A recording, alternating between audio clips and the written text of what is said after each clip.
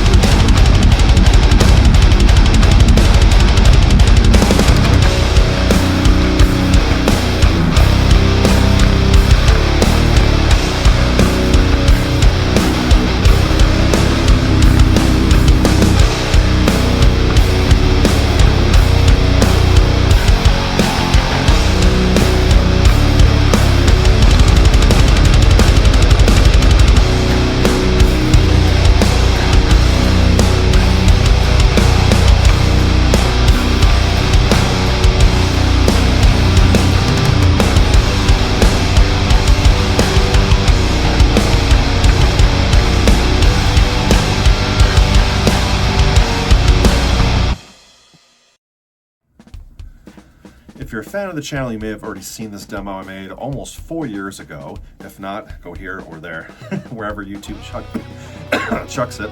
Pardon me. So, you also may have noticed this guitar hasn't really been around since that demo. I think I did maybe 2 videos with it, a couple Sunday with Ola's, and I think that was it. Bought this guitar from this dude in Portland.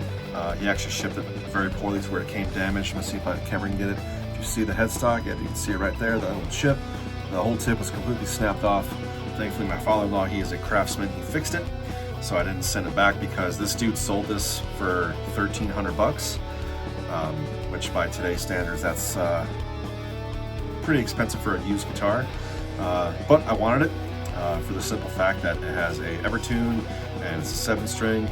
I want to use this for a jazz situation rather than a metal situation, but I know I keep adjusting the camera. I probably should have done that before I filmed, but I'm going anyway. I had to sell this thing, sadly. I didn't want to. It was one of those things where I had to do it. I should say thankfully.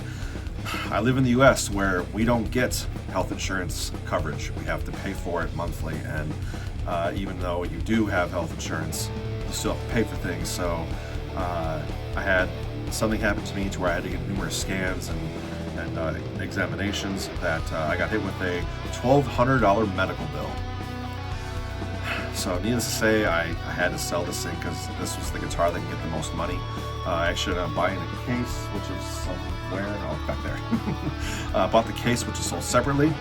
So if you think about it, I paid $1,500 for this thing, and I sold it to a dude out in Rio Rancho, New Mexico, for $1,000. And I thought, it's the last I'm ever going to see this thing. And a few weeks ago, I went to a local music store to buy a foot pedal, which turned out to be broken. That's what's the word I'm looking for here? You roll the dice when you buy used gear, hence the crack. So, went to go buy a pedal, not even thinking about seeing this, let alone any guitar.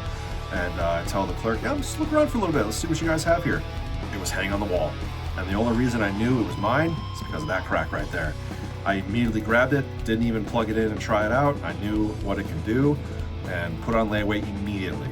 And I messaged the guy who I sold it to, and I was like, dude, what happened, man? Because he had this the whole time in a smoke-free, climate control studio. I couldn't think of a better person to sell this to because it was never gigged with either. To my knowledge, I don't think you played any shows if you see this, Todd. It pretty much stayed in your place. And I'm not going to say why he had to sell it, that's his business, but it worked out for my benefit because I got it back. This is the guitar I never wanted to sell to begin with. I had to. And I'm so glad that I have it. I think, Todd, you put on some different, looks like some strap locks here. I took off the top one because the strap kept falling off. So if you need those back, I guess if you have this fits, and so does this, but yeah, whoops. I'm also going to treat this as a 3-year return to this guitar of how it held up, because there's still a few people online in the Solar community saying that their fretboards are cracked and yada yada. I think in the previous demo, I didn't say when this was made. I went on about how the COVID lockdown thing had affected and allegedly affected Solar's QC over in Indonesia. This was made in 2019, so this is before lockdown. So hence why there are no fretboard cracks and whatnot. I don't know if the camera's going to pick it up. No, it's not. It seems like there's a few bumps by a couple frets. Maybe that's just maybe Todd, you were putting the guitar back. Maybe it was putting it back on the stand or whatever. Maybe they were always there. It was at a music shop, so who knows who messed with this before I bought it. But it doesn't affect the playability whatsoever. There's no fret sprouting on here, to my knowledge. I did look down the neck. It looked like some of the frets were kind of not uneven, but it's not doing the fret raise clappy thing that some guitar players know what I'm talking about.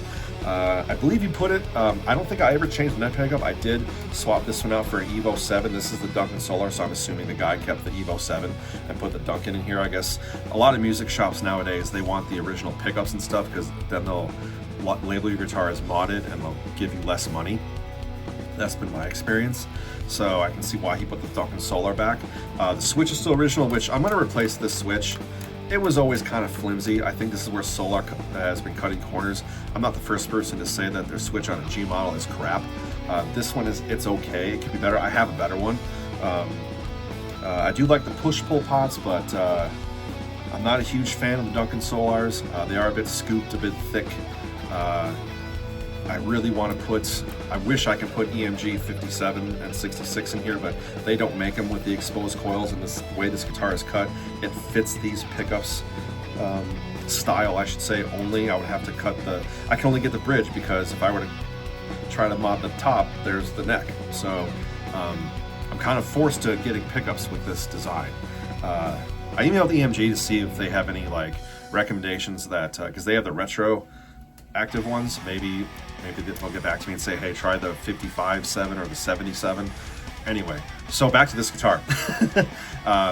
I wasn't expecting to get it right away. My stepdad thankfully said, hey, you know what? I'll go get it for you out of layaway, just pay me when you get the money. Because Blue Jay and the Pigeons hit the studio in 2 weeks, and I wanted this before that for the Evertune, so I don't have to sit there and tune my guitar after each take. I tuned this thing once. Made an intonation adjustment to the G string when I got it. That was over a week ago. Haven't tuned it since. So Evertune still works. Pickup still works. I can probably lower the action just a tad. It's a little bit high for my taste.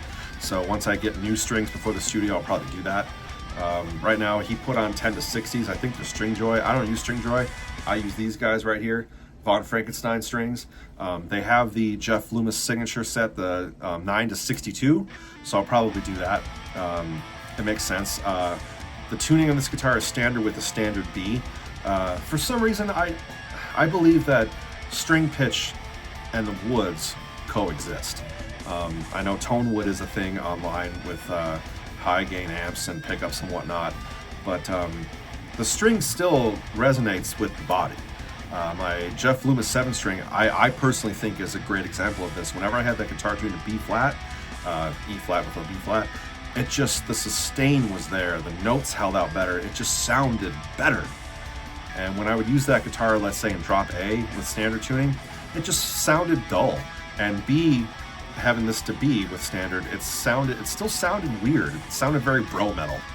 If you know, you know. So when I got this, I put it to A, because when I bought this guitar originally, I had it with drop A, because the group I was playing with and the style I was playing at the time, drop A made sense. I just came around that same flat sounding for some reason. And when I put this to B, it just sounds better. So I believe that, that wooden strings have an effect, because maybe, I don't know, things have pitch. You know, maybe the string pitch affects the wood, who knows? I think it does. So yeah, so this is going to be standard E with a B. I'm going to use this more in a jazz perspective, specifically with Blue Jay. We do a cover of Eartha Kitt's Santa Baby, and I do this type of chord.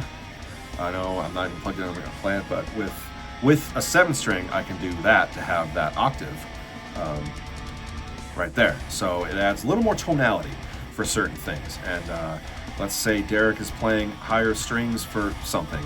I can play on this string. So yes, I can play metal on this thing. It's simple to play metal on a 7-string. You just tune it down and chug, open, and 1. That's just stereotypically, that's just what people do with it. You can do a lot more with that. I was gonna say something else. Oh, Solar doesn't make this anymore. This is now a discontinued guitar. I don't think they've actually had this in production for a couple months now. I remember I saw one of these in the outlet shop. It had some paint imperfections and whatnot. I think another one had like fret sprouts.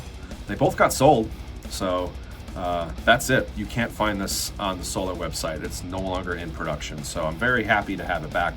Also because of that reason, I have a bit of Solar history, if you think about it. This wasn't one of the first G models they put out. It was definitely the top 5 ones they put out. And I don't know, owning a Solar guitar to me, it's being a fan of Ola and his channel. When I was a fan of him when he was with Washburn. So owning a piece of, I want to say his company because I don't own stock. You know what I mean? Buying something from his company, you kind of feel a sense of pride in it because it's a guy from his bedroom to modern fame. And to be a member of the Solar community, you almost feel like you're in that part of his success, if you will. It's a weird sensation, but if you know, you know. Oh, there's my Discord going off. That's it, guys. Go watch the original demo. I go over all the specs of the guitar, and you can hear it in drop A with older gear that I have. I'm using this guy. The orange amp's back there. The PV amp is kind of meh. It's got the ground issue, whatnot. I'm going to go over gear for 2025, what my live rig's going to be here pretty soon. But that's it, guys. I'm very happy this guitar is back in my life, and if I take care of it properly, it's going to be with me for the rest of my life. So yeah, stay tuned for the gear update, because I got some guitars I want to go over and some rig updates and whatnot. And yes, I'm going to do Q&A number 3. I still have a bunch of Facebook questions. Even though I'm not on Meta right now, I'll quickly log in to get those questions, and then that's it. However, if you see this video and have a question, drop it in the comment. Hit subscribe if you're new to the channel. Give a thumbs up or a thumbs down. Either way, it still helps the channel, ironically. And yeah, we'll see you in the next video, guys.